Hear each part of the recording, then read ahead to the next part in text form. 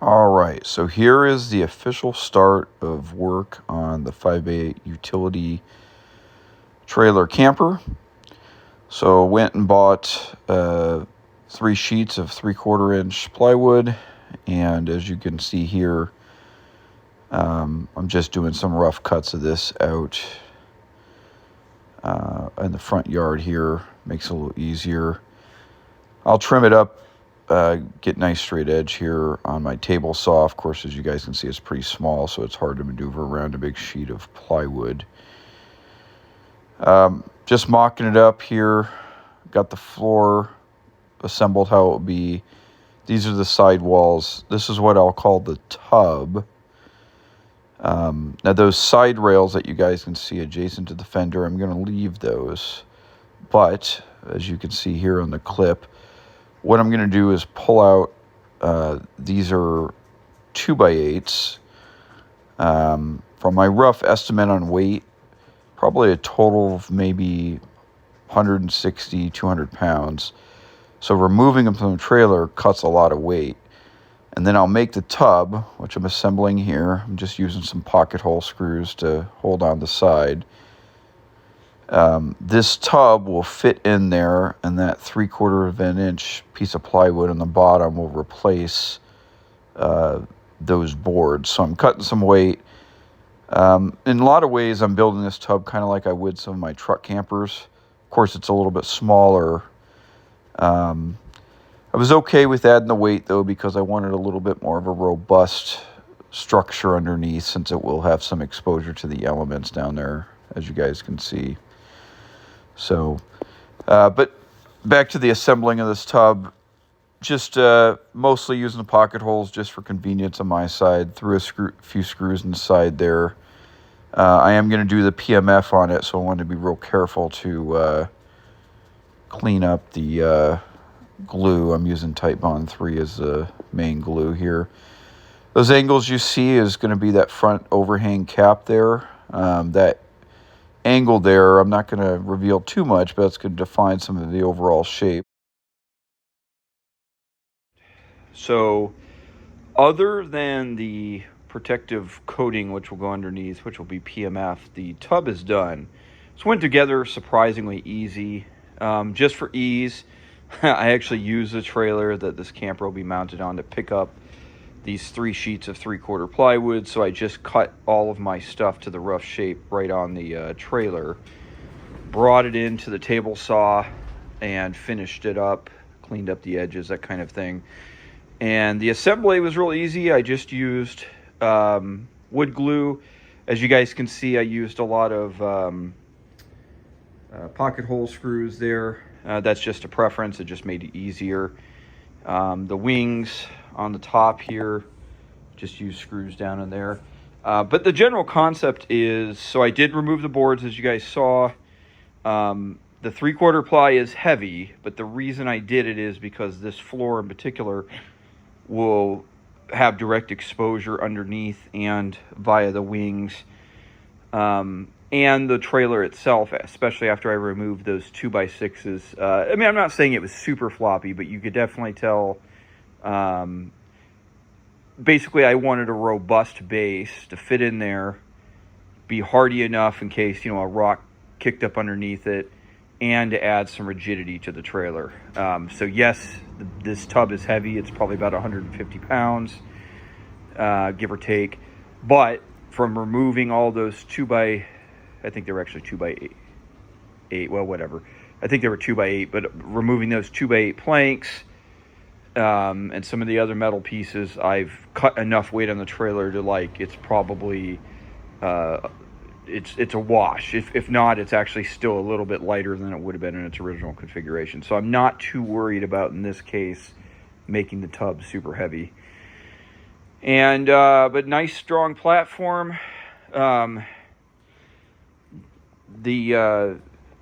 Just kind of almost like a truck camper, just kind of in a different shape. These wings will overhang the bed rails, or those rails there, and the fender for the camper. That will give, I'm guessing I wasn't clear in my last video because I got some comments of people suggesting to do this, and this is what I had planned on doing. But essentially, It's kind of like making a mini truck camper. You know, it's got the tub like this. It'll slide right over those side rails, and then it will add the extra width. So this camper will have an overall width of about 76.5, 77 inches.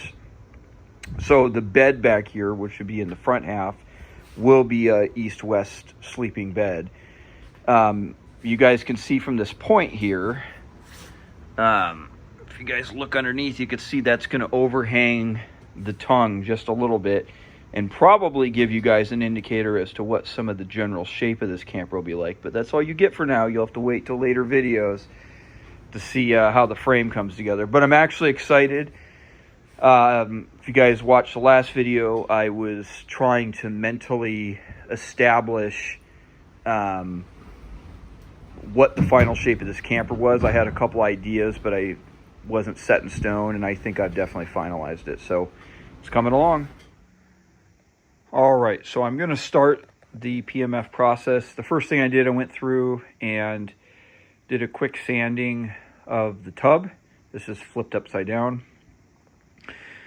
I didn't consider it when I glued together the tub, but I used Titebond 3, and apparently there's some adhesion issues with some Titebond 3 to other Titebond 2 and Titebond 3 itself. I didn't test that, but I'm taking people's word for it. So what I did is any of the squeeze out or leftover, I went through and made sure I sanded it. I blew it off. What you see here is just a canvas drop cloth. Got it on Amazon. I think it was 8 ounce, I believe. It was labeled as medium duty. Just the least expensive one I could find. I've laid it out. Got my big shears up there. I'm going to trim it off. I went to the store and bought some 2 gallons of Titebond 2. I don't think I'll use it all, but I can obviously use that for other stuff. As far as the PMF, I went down the rabbit hole of it. There's all kinds of different discussions, but I'm going to go with Titebond 2 to adhere the canvas to the tub. Basically, I'm going to roll it on first, place the canvas over the top, put a layer on top, let that dry.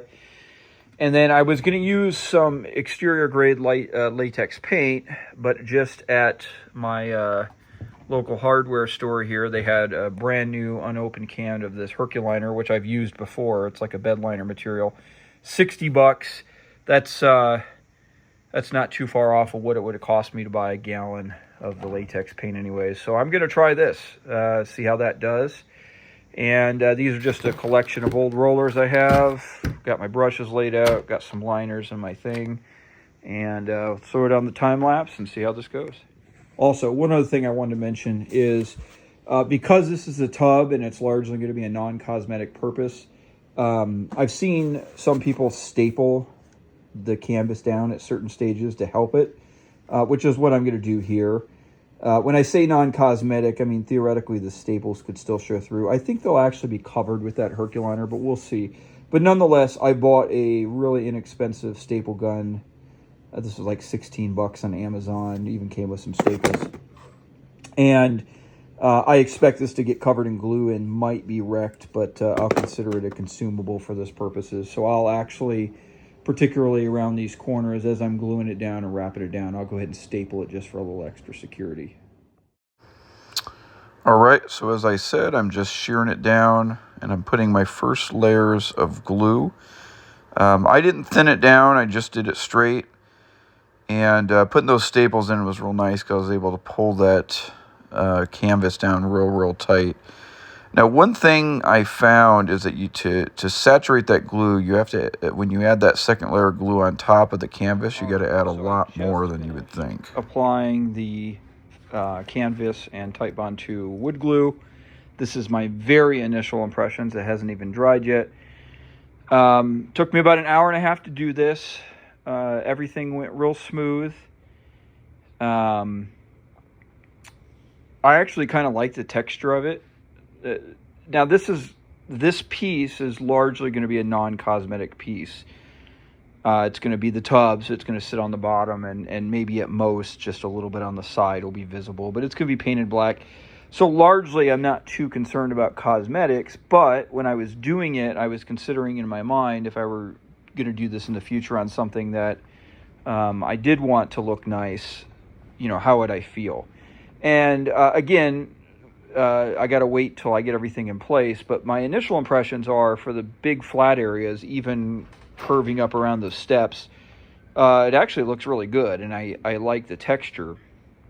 Now up here in the front, we kind of had this weird angle because I used one singular piece, so I kind of had to cut it out and fold it over like a bed sheet right there. That doesn't look great. Again, for my specific purposes to this project, not a big deal. Before I'm going to let this dry, I'm going to give it a good solid 24 hours to dry. Before I put on that Herculiner, it's essentially a bed liner product, I might, just for fun, take some Bondo wood filler and just kind of smooth over that, give it a light sanding. I don't know how that's going to turn out, but just kind of see if I can smooth it out and how it holds up, and then cover it and see. But my very initial impressions are I like it. It took me about an hour and a half, hour 15 minutes. I did work very fast, didn't take any breaks because obviously I was worried about the glue. But I'll come back in about 24 hours and we'll see how this hardened up. All right, so this has dried overnight. This is the tub flipped upside down, of course, with 2 coats of the Herculiner, the textured bed liner product, over the PMF, which was Titebond 2 glue over canvas. And I'm actually pretty happy. I think it turned out pretty well. As I showed in the earlier video, these spots right here up in the very front I had a fold over, and I put in a little bit of that Bondo. I think it's called Bondo 2. It's got the fiberglass fibers in it. And the only real spot that you can notice is just right here. Now this is largely going to be a non-cosmetic surface, so I wasn't too worried. A lot of this was experimentation to just see how the PMF worked. There could be an argument to be had that I could have just put the Herculiner on the wood and that would have sealed it up enough. And that is true, but I also wanted to give some experience with the PMF. So I can't speak to the longevity of it, but I'll speak to the working with the PMF. Now, if you're not familiar with PMF or Poor Man's Fiberglass, there's several different ways to do it, but the general idea is to take some flexible substrate, such as canvas, which is what I used, or I've heard of people using, what is it called, weed barrier cloth. I've heard of people using old sheets. I've heard of people using, oh gosh, what's it called, the screen material. In fact, I think Lyle, he was in the video where I did of the viewers rigs. He built one that had some similar shapes to my Camper 7.0, and he did PMF, and if I recall correctly, he used the screen material. That turned out real nice. Anyways, sorry, without trailing off too much, I wanted to try PMF, so this was a perfect time to try it on something that was largely a non-cosmetic surface like this, and just see how it did. Anyways, so what are my initial impressions of the application of PMF? I like it. Definitely one tip, I was able to fix it, but it kind of caught me a little off guard, is it takes a lot more glue to saturate the canvas material than I would have expected. So essentially what I did is I just took Titebond 2, I literally just poured it down like you guys saw, rolled it on, placed the canvas immediately over, and then poured some on there, used a roller and saturated on there. It definitely takes more than you would think to properly saturate it, and that's really critical to make sure that it gets a nice bond to the wood. As far as the amount of Titebond 2, it took me about 1 3/4 of a gallon, so almost 2 gallons of Titebond 2 to do something this size. Just for context, this is 8 foot long, the main rectangular body part. Of course, it extends out a little bit, and the total width, if you count the little wing sections that extend out, is about 76 inches. So For the Herculiner, I used 1 gallon, and that was actually, I had a little bit left over. Of course, I just tossed it because it doesn't hold up. But so about 1 gallon Herculiner, 2 gallons of the Type Bond 2, and then I also use the canvas drop cloth. You would just get it according to your size, but I think I got a 12 by 15 foot section off of Amazon. The nice thing about that in this particular application is I was able to use one singular piece. I didn't have to cut it up or anything. I mean, I did cut it up and trim it around the sides, but there's one singular piece which is covering this whole thing. So, I mean, again, I can't speak to the longevity of it, but I'm pretty happy with PMF. I liked how it went down. Again, theoretically, I could have just used a Herculiner on here to weatherproof this, but putting on the PMF was a nice practice session, but it also, because the bottom of this will have some direct exposure to the ground and the front and the sides, as opposed to like a tub in a pickup truck bed where the pickup truck bed surrounds it. You know, this will have some direct exposure to some elements. So particularly I was worried about like rocks kicking up from underneath, or if I were, you know, going off-road and maybe ran over a big rock, I wanted something with a little bit more ruggedness to withstand that. That would not be ideal either way, but yeah, so I think it turned out pretty well.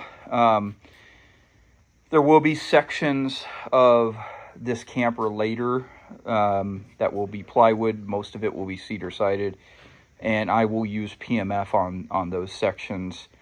I'm not sure what method. I might go back to the canvas, especially since I've already worked with that.